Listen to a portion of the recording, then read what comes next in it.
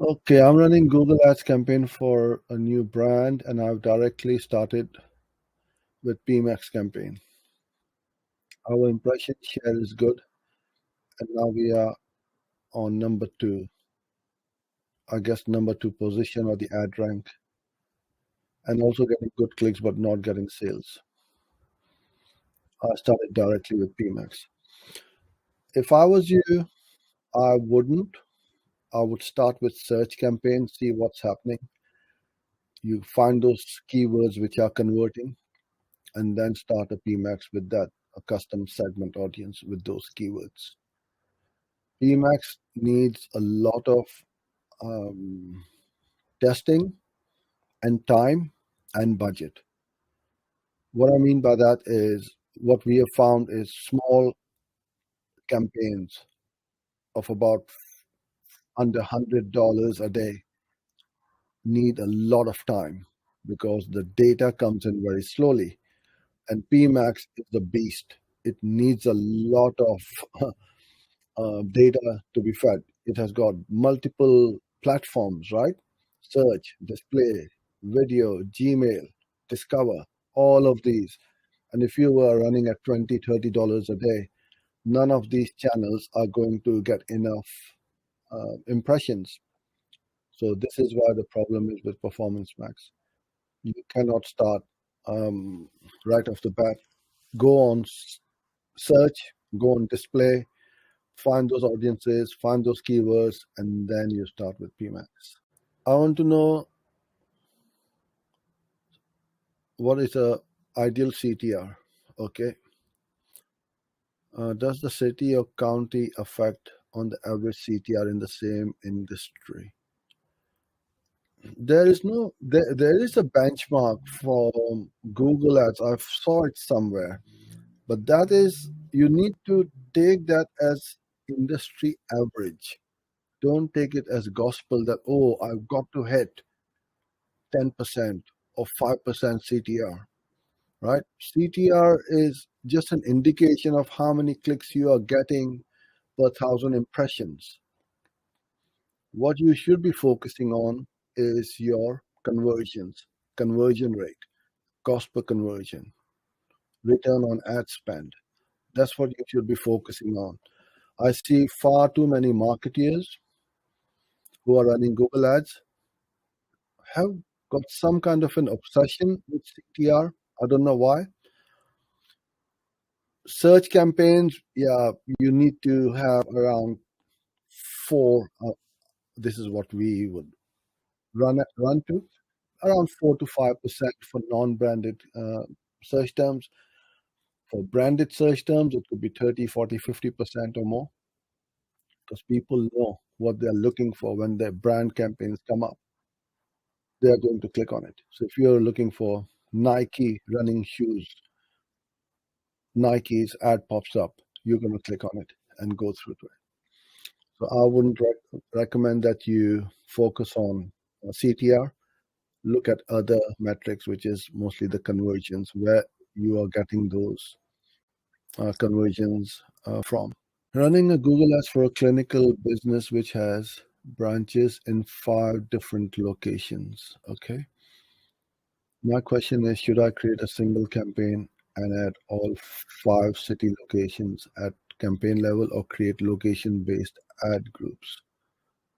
Or should I create campaign for each location which is effective and best practice?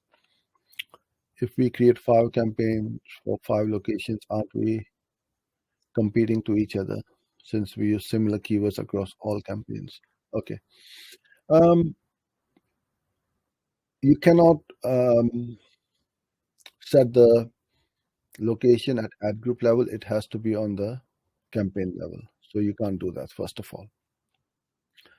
Should I create 5 campaigns for each city or each location? I would say yes, because one city or location can be or might be bigger than the other ones. So it's going to eat up a lot more budget or possibly all the budget, and the other ones won't get a look in. So keep separate all of them. And also, when you have got these multi location campaigns, the budgets or the accounting might be different as well. So then it's much easy if you keep them separate, and then they keep that naming convention in such a way that you can filter out location one, location two, location three, and quickly see how much have you spent on each, and also what are the results from each location. We also have some companies where each location has got its own marketing budget and cost centers. So in that case, we will have a separate account. They will not compete with each other because they are in different locations.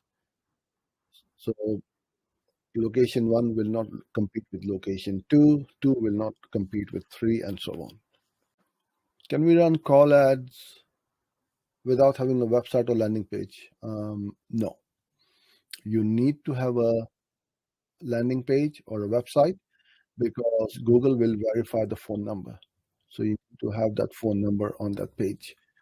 Even if you just have a one-page website with the phone number on it, that's good enough to verify it. You don't need to have a fancy website or a landing page because those clicks on the ads are not going to the website. They're just making a call. Can you please suggest any affiliate marketing mentors who conduct live classes? Not pre-recorded courses, okay. Specialize in paid traffic, not organic. Um, please recommend. All right. So yes, Sachin, there's two ways I can help you. One is sessions like these. These are live classes, not recorded, and they're absolutely 100% free. Should you wish to pay, we also have paid courses. You have the masterclass URL on the screen. Go in there, have a look, and if that is something you want to um, join in, then schedule a call with us and see if we are a good fit for each other and we can help you. Okay, how to determine CPA, cost per acquisition, or where to find CPA? There is nowhere you can find CPAs, Alamgir. You will know ballpark figures of an industry, how much a lead costs for a dentist or a plumber or for solar panels or something, and any other niche, or mortgages, insurance, car insurance, health insurance. So you'll get a rough idea. They won't be absolutely accurate from even location to location, city to city, because some cities are more competitive where people are bidding more and there are more competition compared to a small town or a small area. So you won't find this anywhere, but you will, if you have run these in the past from experience, you will know roughly how much a lead should cost for a dentist and so on. How to determine the CPA? You need to work out what is the value per order or when somebody signs up, how much is the conversion rate from the lead to the sale. So that is out of your hand by now. Because if you are giving leads to your client and they're not closing enough, then you will need to adjust your CPA. But then you cannot do much about it because they are not either closing, they're not answering or returning the calls or sending the proposals or whatever.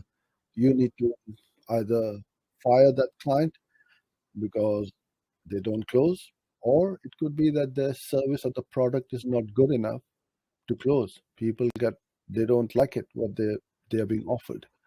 So this is how you work out. So you speak with your client and you need to work out how much is the minimum ROAS they need to be profitable.